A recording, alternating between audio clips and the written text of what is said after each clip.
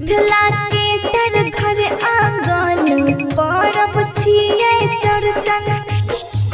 भौजिया का सन रहल छै काकी पूरी बेले।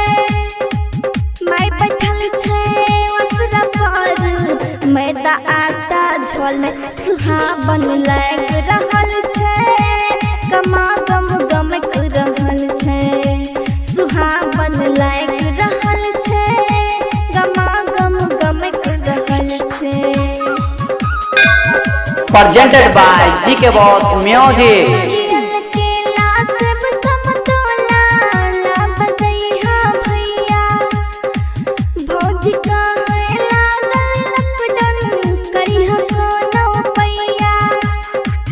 भोरे भोरे बाजा बूटी साभे दूध झोरे। चाची चाची में गरम काके भौजी दही पोरे सुहावन लाग रहल छै। गमा गम गमक रहल छै सुहावन लाग रहल छै।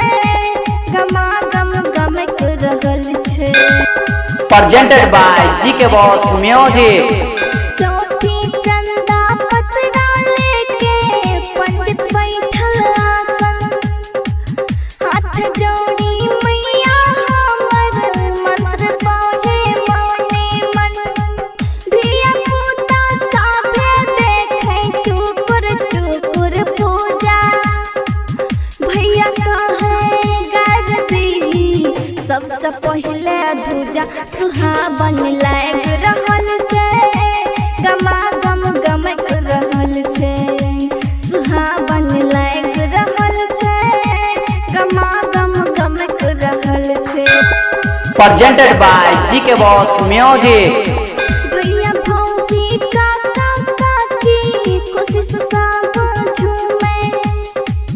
एम रानी के भजन भैया डीजे वाला सुने। राइटर जीतू जितेंद्र भैया दै छै शुभ कामना। कविराज कहत सबके अरख जरूर देना सुहावन लाग रहल छै।